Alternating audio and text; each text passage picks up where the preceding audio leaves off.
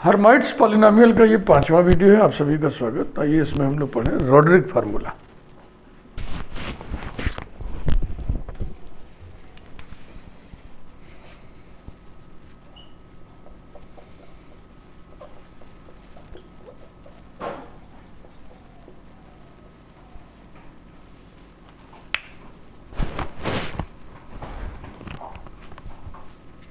Hn of x equals to -1 whole to the power n e to the power x square dn upon dx to the power n e to the power minus x square। इसको prove करने में कुछ results का इस्तेमाल होगा। पहले हम उसको डिस्कस कर लें।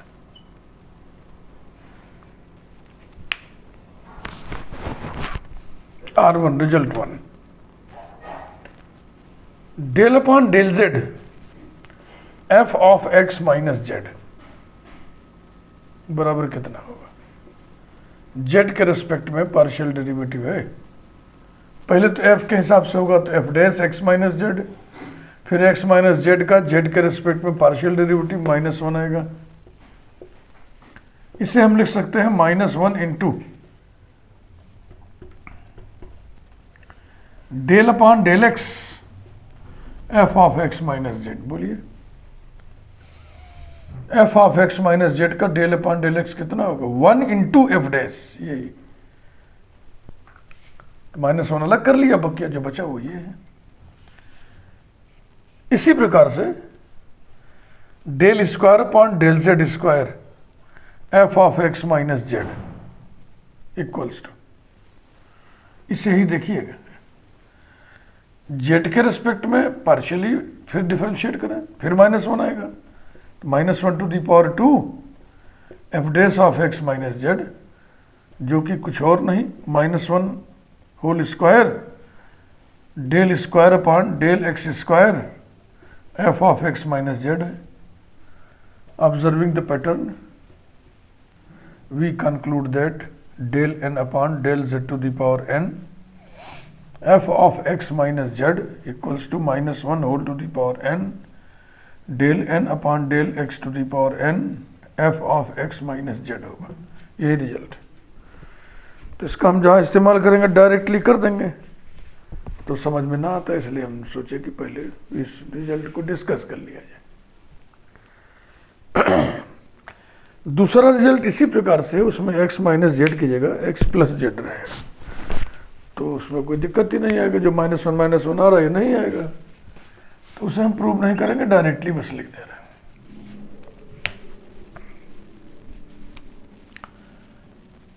Del N upon del Z to the power N F of x plus z equals to del N upon del x to the power N F of x plus z. ये रहा दूसरा वाला। तीसरा important result है Maclaurin theorem का, R3।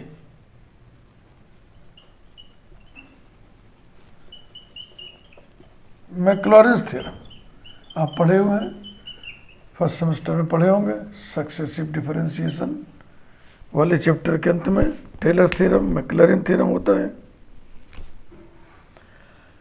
F of z का Z के powers में expansion, f of z equals to f at 0 plus z upon factorial 1 f dash at 0 plus z square upon factorial 2 f double dash at 0 plus so on ad infinitum.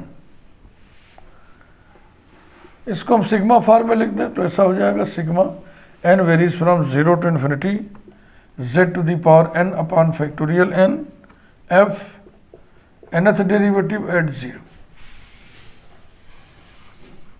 यानी f nth derivative at z equal to 0, ऐसे इसको चाहे तो लिखना है। तो ये बराबर हो गया sigma n varies from 0 to infinity del n upon del z to the power n f of z at z equal to 0 into z to the power n upon factorial n. ऐसे सजा के लिख दिए।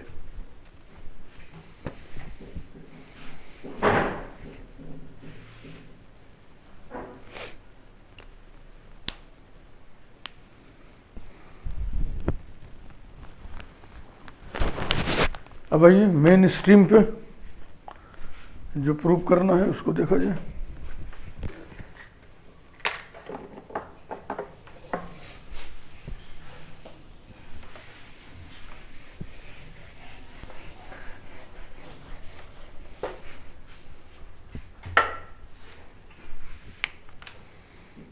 Generating function वाले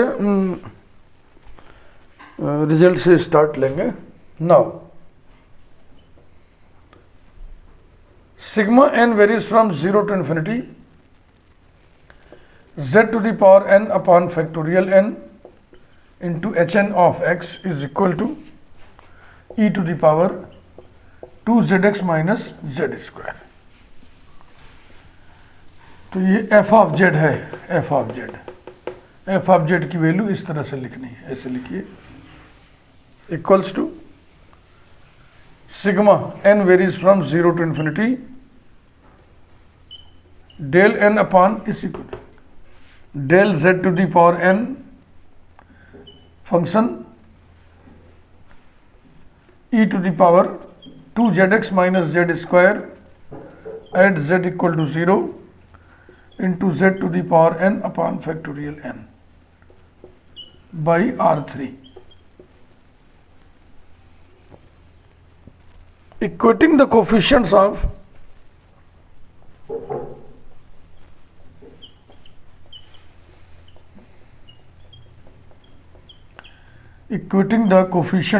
z to the power n upon factorial n, we have hn of x equals to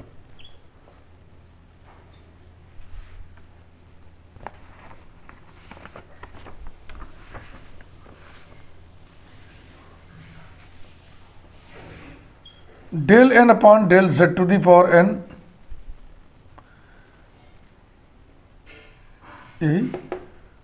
e to the power 2zx minus z square at z equal to 0। बस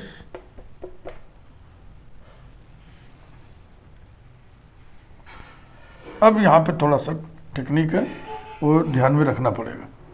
del N upon del Z to the power n e to the power, इसको हम लिख रहे हैं x square minus x minus Z whole square at z equal to 0। इसे देखो simplify करके यही आएगा।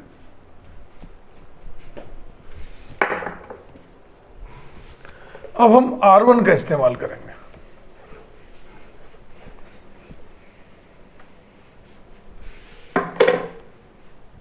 देखो ध्यान से भैया, del N upon del Z to the power N, और ये क्या चीज है, function of x minus z, F of x minus z. नहीं, अभी ये नहीं एक्स माइनस जेड का फंक्शन, अभी नहीं भाई, यहाँ पे डिस्टर्बेंस है। तो इसको ऐसे समझो, चूंकि इंडिपेंडेंट वेरिएबल जेड है, पार्शियल डेरिवेटिव है, तो एक्स कांस्टेंट होगा, तो इसमें से एक factor e to the power x square को बाहर निकालो। implies that hn of x equal to e to the power x square bracket del n upon del z to the power n e to the power minus x minus z whole square at z equal to 0। अब ये situation है, equals to E to the power x square, और ये अंदर क्या है अब, del N upon del Z to the power N F of x minus Z. ये देखो, तो ये बराबर होता है -1 whole to the power N del N upon del x to the power N, और फंक्शन वही E to the power minus x minus Z whole square. ये देखो क्या गजब टेक्निक है। और यहाँ पे लिखिए बाई R1।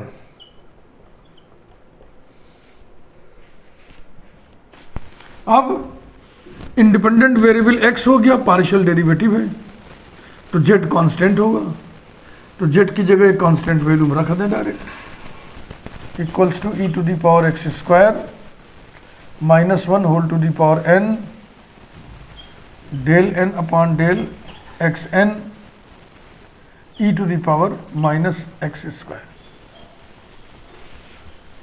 अब इंडिपेंडेंट वेरिएबल की संख्या सिर्फ एक है, इसलिए डेरिवेटिव के लिए डेल बाई डेल एक्स लिखना अब कोई औचित्य का काम नहीं है, उसको डी बाई डी एक्स लिख देंगे। तो फाइनल रिजल्ट आ गया h n of x equal to -1 whole to the power n e to the power x square d n upon d x to the power n e to the power -x square. यही prove करना था।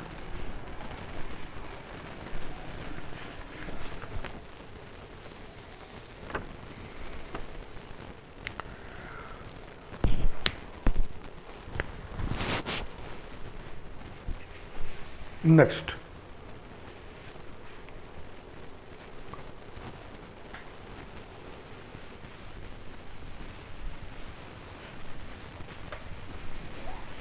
relation of hn of x and hn of -x।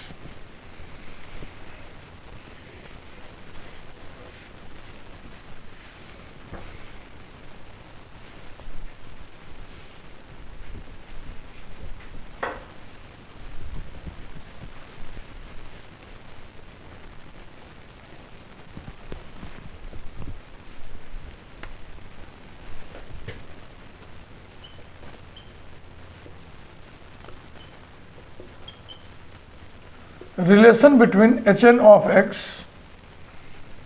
and hn of -x।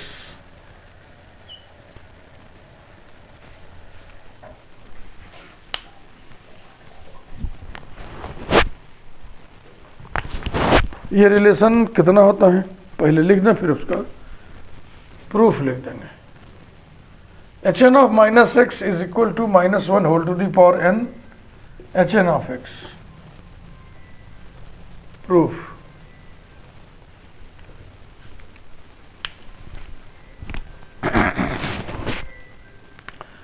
फिर start हम लेंगे generating function वाले entity से। Sigma n varies from 0 to infinity z to the power n upon factorial n into hn of x equal to e to the power 2zx minus z square. x की जगह -x replace करने जा रहे हैं।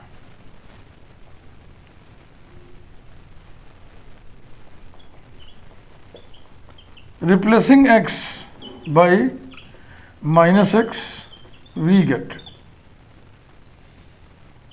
sigma n varies from 0 to infinity z to the power n upon factorial n hn of -x equal to e to the power -2zx minus z square।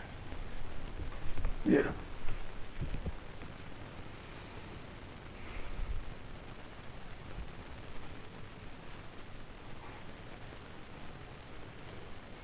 R3 का इस्तेमाल फिर करिए।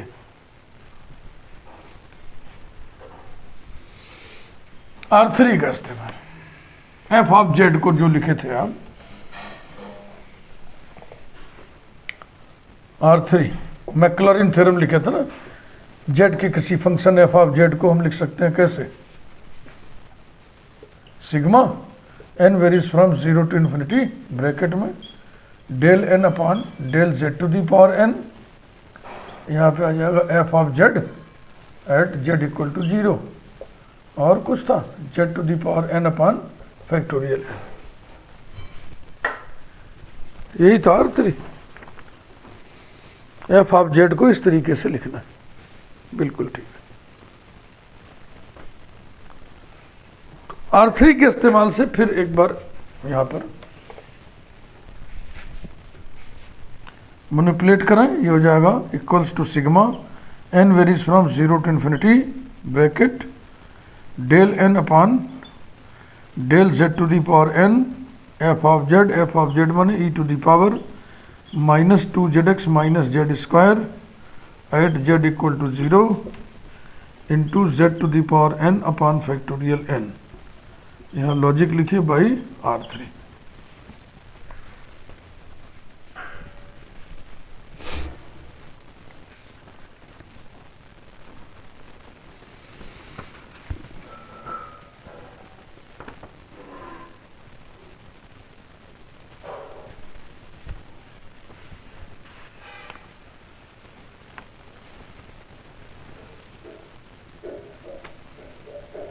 ठीक है भाई। Equating the coefficients of z to the power n upon factorial n, इधर भी है इधर भी है।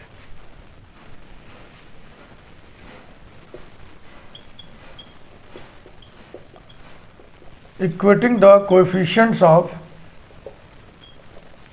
z to the power n upon factorial n, we get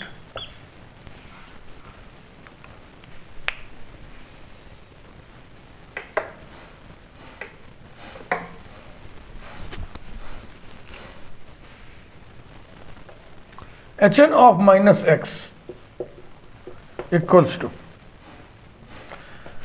z to the power n upon factorial n के कोफिशिएंट्स को हम निकालना है। देखो इधर भी सिग्मा है इधर भी सिग्मा है, n को हम वेरी कराते जा रहे हैं, तो जिस जगह n बराबर n लेंगे जनरल टर्म वही कंपेयर कर रहे हैं।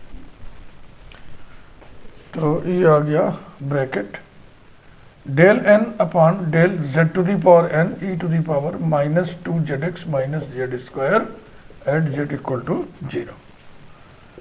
It can be manipulated as del n upon del z to the power n e to the power x square minus x plus z whole square at z equal to 0। जरा देख लो, इसे simplify करने से यही आएगा।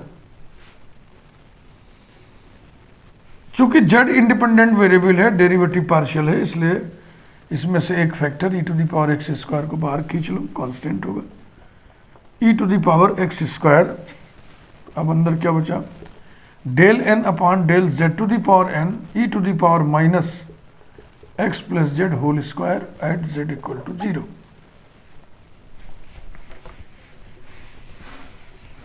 इसमें R2 लगेगा बेटा।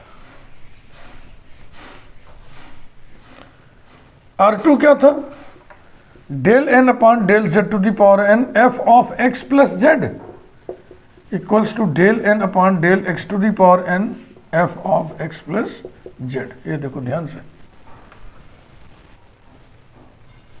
Del n upon del z to the power n जिस पर ऑपरेट हो रहा है वो function of x plus z है, तो ये फार्मूला लगाइए, equals to e to the power x square bracket del n upon del z to the power n del x to the power n e to the power minus x plus z whole square bracket बंद at z equal to 0। यहाँ लिखिए by R2।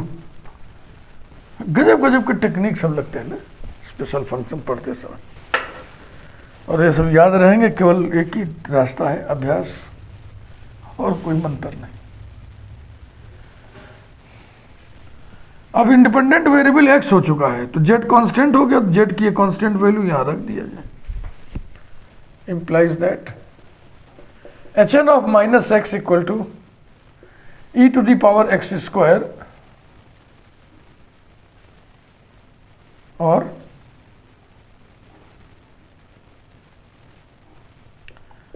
del n upon del x to the power n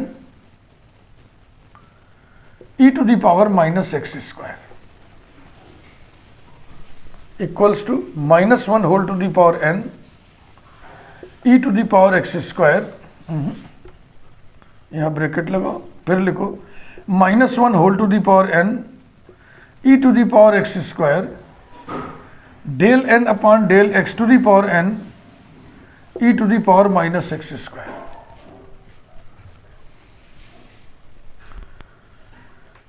इसे देखना, minus 1 whole to the power n into minus 1 whole to the power n बराबर minus 1 whole to the power 2n। ना ना, ऐसी बात नहीं है। ऐसा अगर तुम लिख दोगे इसका मतलब तुमने थियरी ऑफ इंडेक्स लगा दिया, घातांक सिद्धांत लगा दिया, theory of indexes. a to the power x into a to the power y equals to a to the power x plus y, ये थियरी ऑफ इंडेक्स है। बेस बराबर है तो घाते हम जोड़ देते हैं गुणा करने में। थियरी ऑफ इंडेक्स में बेस होता है, बेस पर कंडीशंस होती हैं, ये आपको हमेशा याद रखना होगा। बेस की शर्तें क्या क्या हैं? पहली बात तो ये रियल हो, इमेजिनरी ना हो। देखो बहुत अच्छा हम बातचीत मुद्दा उठा दिए यहाँ पे, खूब बढ़िया से आप समझ लो। हाँ, बहुत से ट्रेनर भी आपको बोल देंगे ना कि यहाँ 1 था, 1 को हमने ऐसे लिख दिया, दिस इनटू दिस, लेकिन हम कारण बताते हैं अभी। पहले तो ये जो कहा जाता है, जो पढ़ा जाता है, जो समझा जाता है, जो बोला जाता है, ये गलत है। -1 whole to the power n into -1 whole to the power n बराबर -1 whole to the power 2n हम कतई नहीं लिखेंगे। बेस रियल होना चाहिए। अगर इमेजिनरी बेस कर दोगे तो बताओ i टू दी पावर 4 का मान कितना होता है, i टू दी पावर 8 का मान कितना होता है? दोनों का मान 1 होगा भाई। i² बराबर -1 होता है। तो फिर वही बात हो गई, थियरी ऑफ इंडिसेस लगाइए, बेस बराबर है तो इंडिसेस बराबर होंगी। तो क्या ऐसा हो सकता है? नहीं ना, बात यहीं पर चेक हो गई। तो बेस इमेजिनरी नहीं होना चाहिए, पहली शर्त। दूसरी शर्त, यह तय हो गया कि बेस रियल नंबर होना चाहिए। तो अब क्या है कि वो निगेटिव नहीं हो, 0 नहीं हो, केवल पॉजिटिव हो। अगर 0 बेस है तो 0 टू दी पावर 1 बराबर 0, 0 टू दी पावर 2 बराबर 0। बेस बराबर है तो इंडेक्स बराबर होगा, 1 बराबर 2 हो जाएगा। ऐसा भी नहीं हो सकता, फिर कंडम हो गया कि बेस 0 हो नहीं सकता। बेस निगेटिव हो सकता है क्या? देखो, -1 होल टू दी पावर 2 का मान बताओ 1, और -1 होल टू दी पावर 4 का मान 1, तो दोनों बराबर हो गए। बेस बराबर है इसलिए घाते बराबर होंगे, इंडेक्स बराबर होगा। क्या ऐसा संभव है क्या? नहीं। तो बेस 0 नहीं होना चाहिए, बेस निगेटिव नहीं होना चाहिए, बेस इमेजिनरी नहीं होना चाहिए, पॉजिटिव होना चाहिए।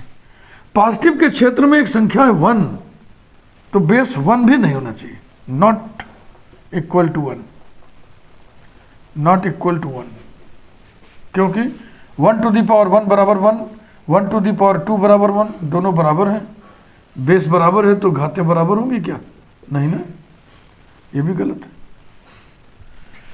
तो बेस पर इतनी शर्तें होनी चाहिए, base must be real, positive, not equal to 1।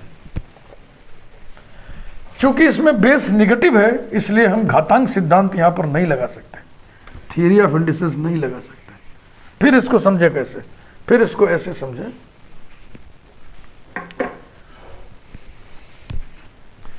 कि जब n ऑड होगा तो ये -1 देगा, ये -1 देगा, दोनों मिलकर के हो जाएंगे +1। जब n इवन होगा तो ये 1 देगा, ये 1 देगा, दोनों मिलकर हो जाएगा 1, माने जो है वही रहेगा। ये इसका लॉजिक है। मैथमेटिकल एक्सप्रेशन में कहीं -1 टू दी पावर n लिखा है ना, तो इसका मतलब समझिएगा ये घातीय संख्या नहीं है, नंबर विथ इंडेक्स नहीं है, ये सिर्फ चिन्ह बताने वाला एक उपकरण है, साइन डिटरमिन करने वाला, साइन बताने वाला कि पॉजिटिव नेगेटिव, n ऑड है तो नेगेटिव, n इवन है तो पॉजिटिव, बस इससे अधिक इसकी कोई हैसियत नहीं है। बराबर -1 whole to the power n, और ये क्या चीज़ है? रोड्रिक फार्मूला से अभी हम लोग पढ़े इसी वीडियो में, ये कुछ और नहीं hn(x) है। इस प्रकार से ये प्रूव हो गया। इस छोटे से वीडियो को यहीं पे रोकते हैं, बातचीत जारी रहेगी। Thank you very much.